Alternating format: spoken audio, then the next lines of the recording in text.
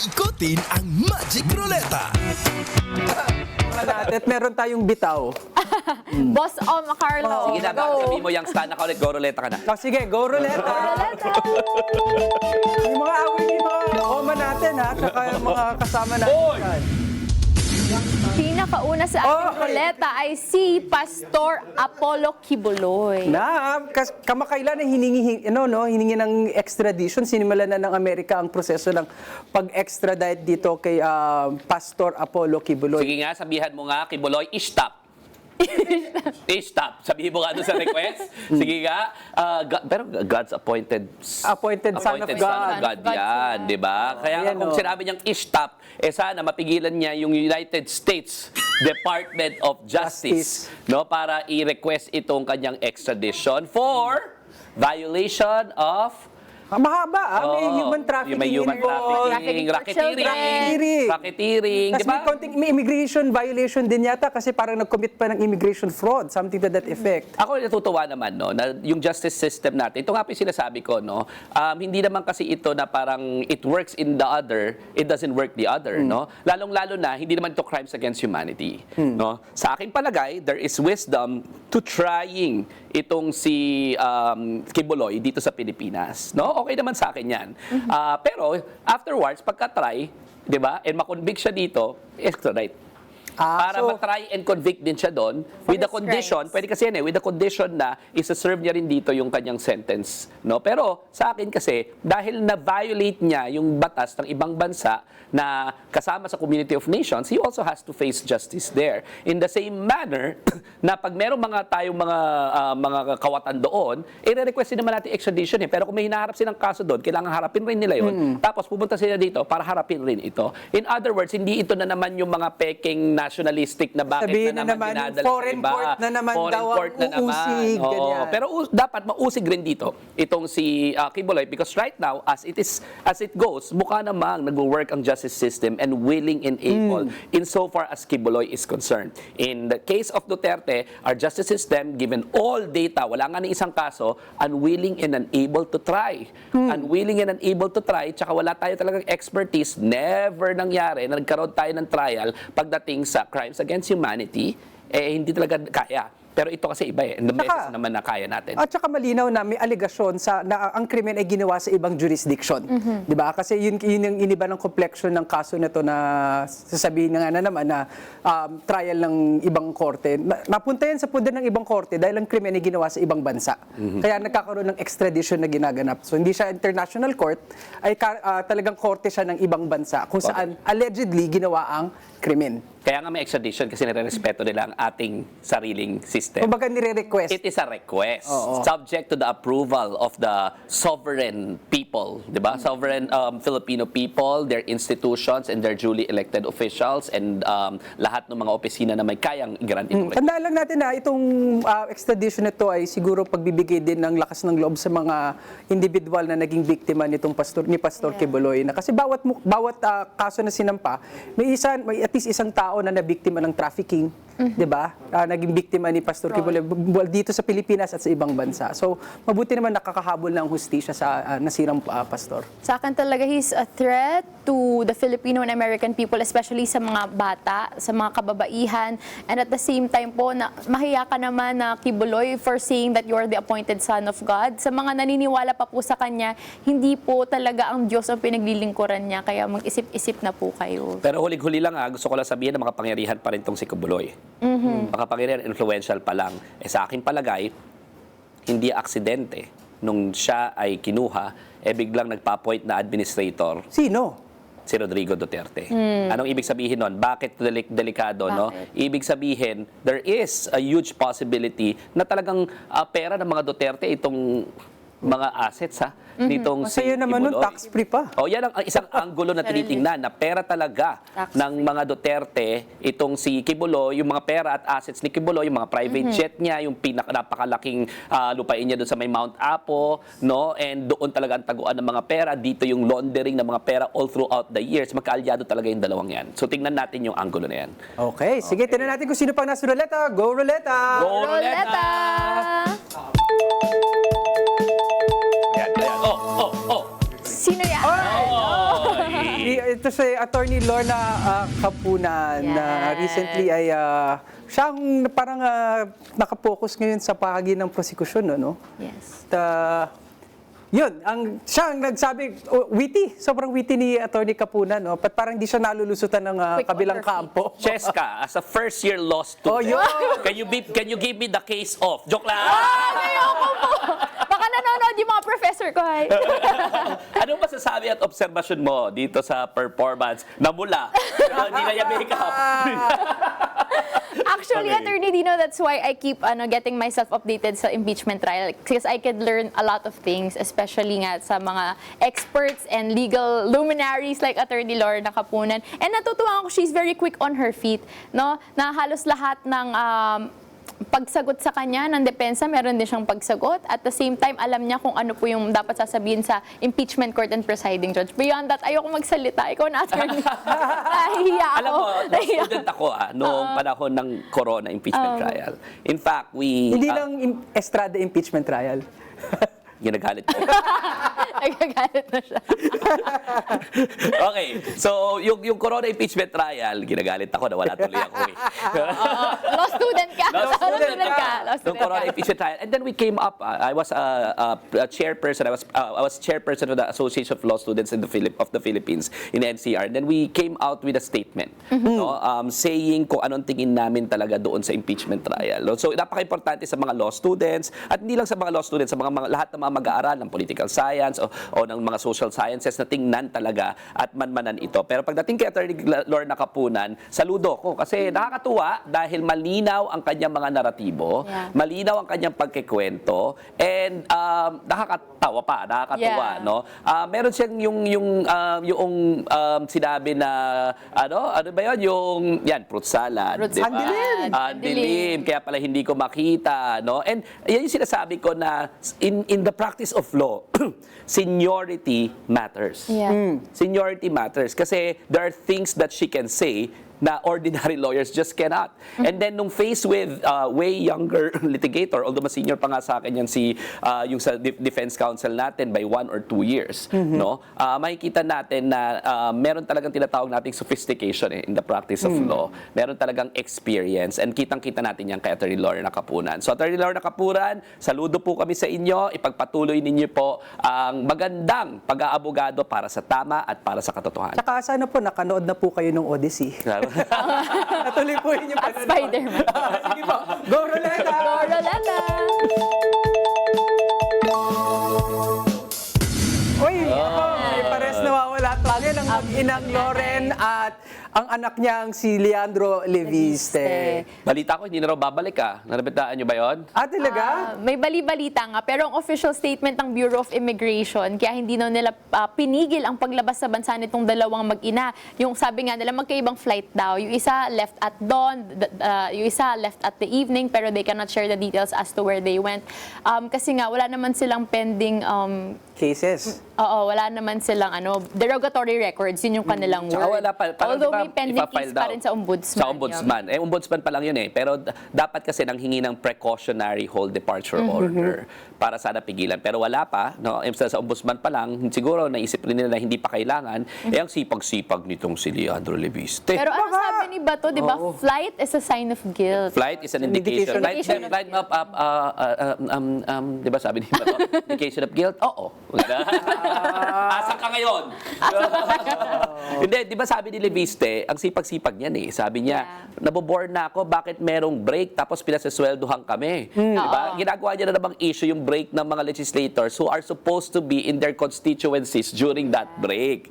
Para makapag-information gathering, makita ang sentimiento, hindi sila stuck sa batasang pambansa o sa House of Representatives, sa Congress. Lumulubog talaga dapat. Oo, lumulubog dapat doon sa mga ground, doon sa mga constituencies nila. Pero itong si Leandro Leviste, tingin niya, kailangan ang trabaho lang ng congressman puro nandoon sa batasang pambansa, doon sa opisina nila at saka doon sa plenaryo. Hindi ganun pero tama, nagbabasketball nga dati. Nakita ko yung video, nagpi-free throw Oo, Hindi free lang free na-shoot. throw. Lumulubog. Hindi lang na-shoot. Tsaka nakita ko nga yung video na bibigay ng 500, 500, Oo, 500. Ganun yung paglubog niya. Bigay 500, bigay 500, Kaya bigay nga, ano 500. sasabihin na hindi siya nagpupunta sa community? Correct. Nagbabasketball at nagpapamudmod. At ngayon nga, kahit nasa ibang bansa siya, magpapakoncert siya sa kanyang lugar. lugar sa Batangas. Talaga nga. Paalala lang natin sa taong bayan, no? Kasi baka ngayon lang, lalo na sa Metro Manila, ngayon lang ulit umaaraw kapraso.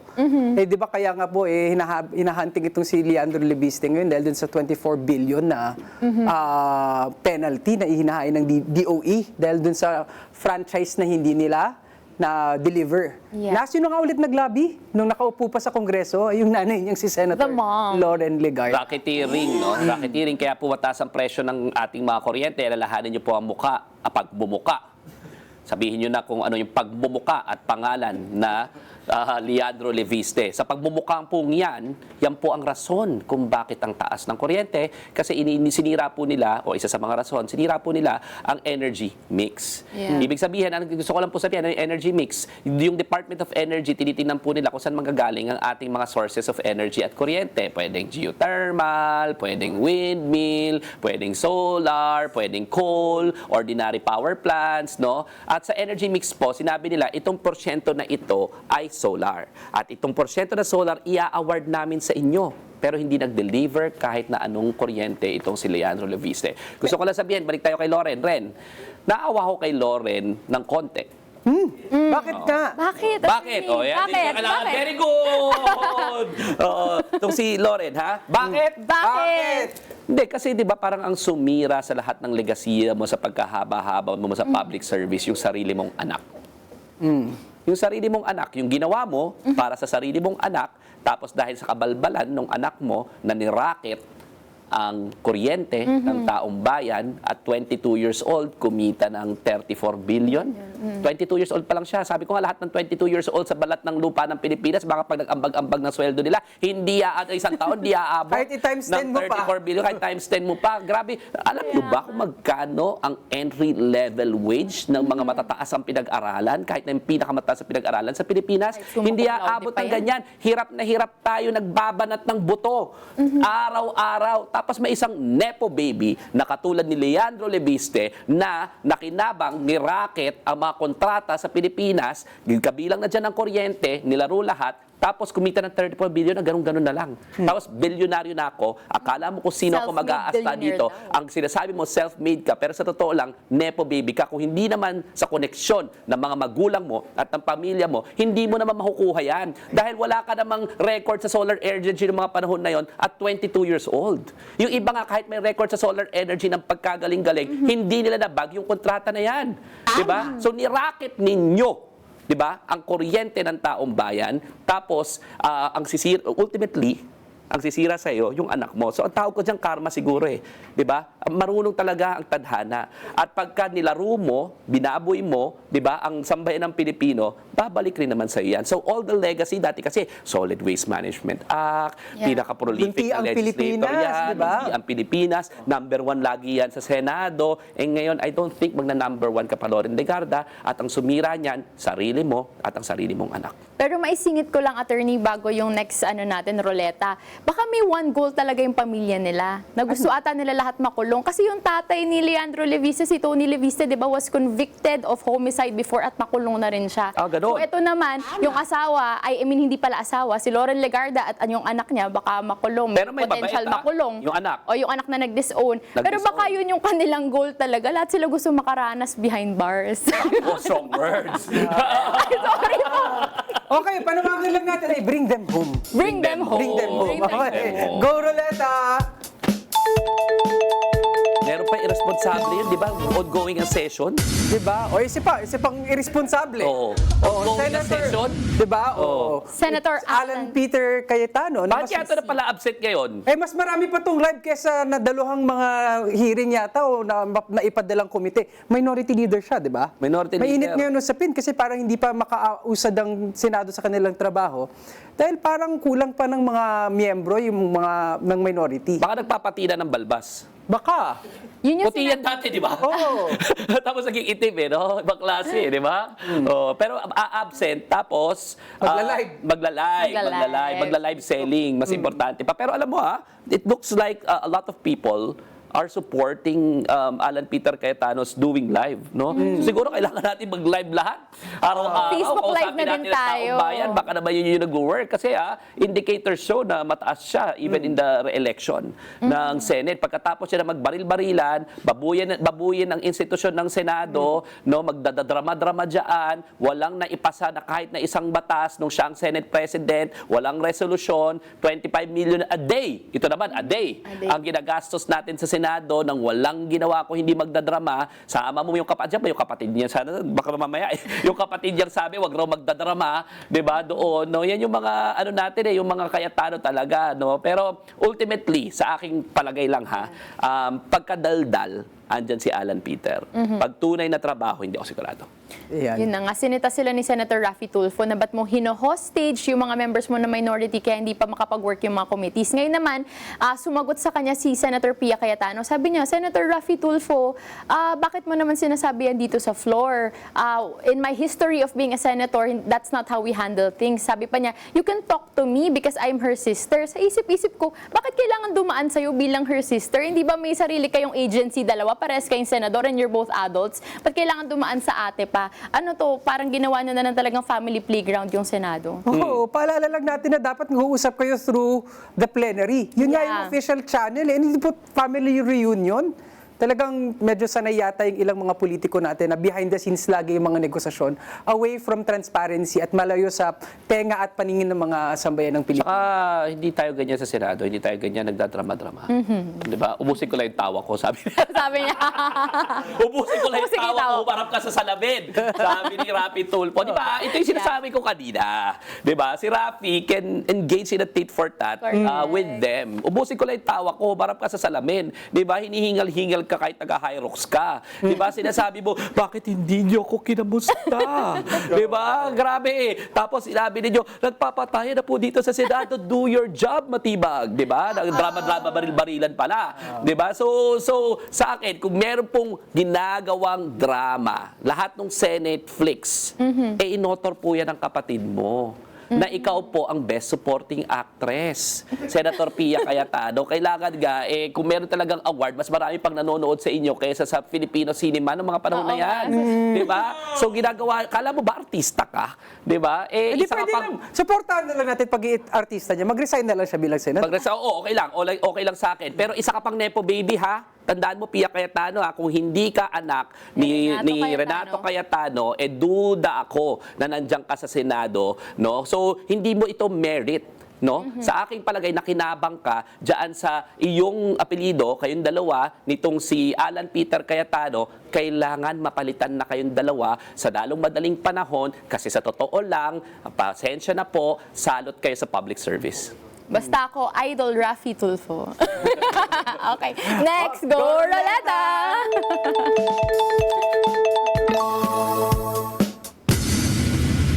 Ay, marami-rami ito Pero teka lang. Marites Ito yung 18 Marites na naging 4 yung nag-recant. Recently, 5 na. 5 na. Ang nag-recant. Dagdag bawas gang. Anong sinabi ko noon? Anong sabi mo? Ano sinabi mo? Bakit Ano? Anong Kulang sinabi kayo sa mo? practice. Ating balikan. Anong sabi ko noon? Anong Ano? sabi mo? Ayan. Di ba, sabi ko, nakita ko na to. Ano? Nakita ko na to na Ang galing ni Ate. naggagawin nila yan, nag-iimbento yan, ganyan ang ginawa nila kay Laila de Lima, magre-recant yan. Ayan na, tama ka nga. Tama ka. Basta-basta ko, alam mo yung affidavit niyan, para sila nagsabayang bigkas eh. Iisa yung affidavit, pare-pareho na sinasabi. Nakita namin sabay-sabay. Di ba? Di ba? Ganun eh. Nagsasabayang bigkas eh. Ang sarap i-cross-examine nito eh. Tapos ngayon, nag-recant na. At by the way yung kaso namin, sa kanila, nag-issue na ng warrant of arrest, no? Sinong For aarestuhin? perjury.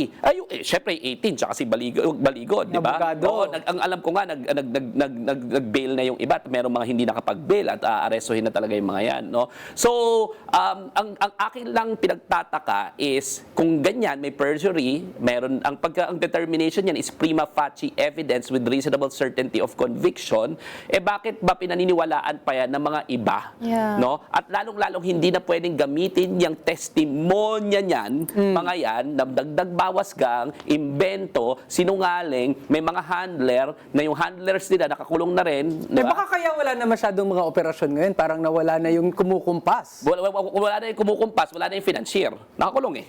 'Di ba? Wala na yung financier eh. Yan ang sumusuporta diyan, 'di ba? Oh, so sa aking palagay, no, dapat hindi na paniwalaan 'yan.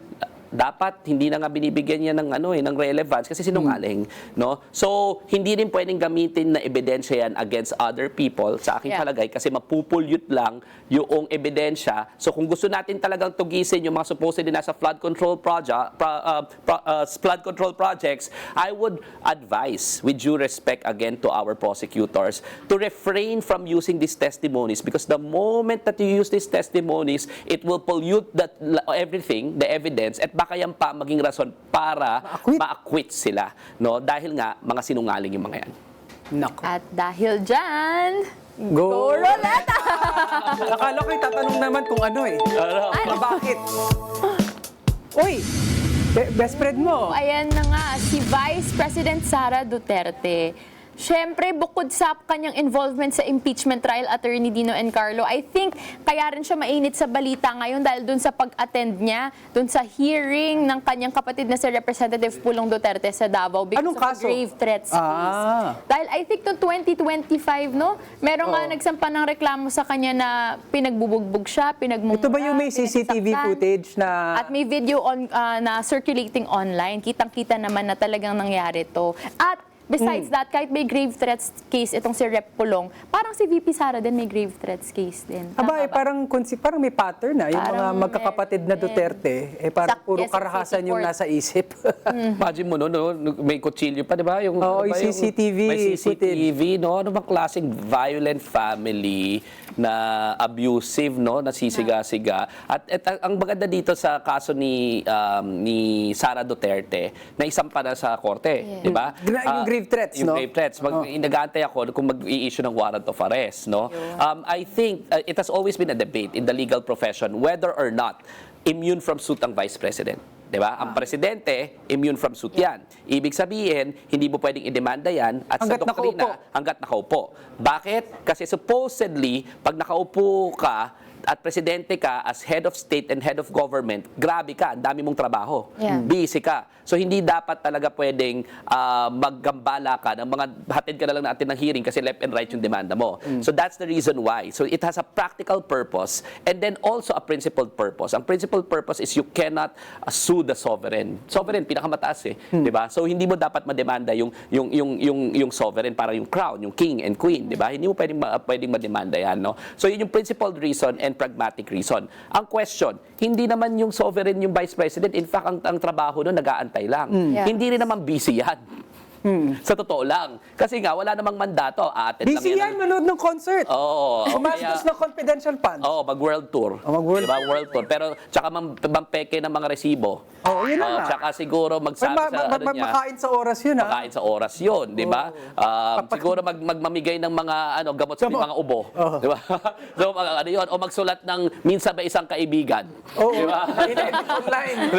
Di ba? Baka nga naman busy. Di ba? Pero yun nga, dahil walang mandato yan, walang mandato. supposedly pwede. Hindi niya nga alam yung Paksilik eh. baka busy na ngayon mag-review ng Paksilik, di ba? Ng Paksilik. So yan yung rason dyan. So it's gonna be a novel question of law that will finally be settled. Is the Vice President immune from suit? And I think this will come out in your bar exams. Para po sa mga nakikinig at nanonood, si Cheska po ay nag-aaral ng batas. Oh, Oy, first year pa lang. so mabaybay ka na dyan, Cheska. Madam Cheska, No. is the Vice President immune from suit? Joke lang. Ayun na nga, salamat Attorney Dino.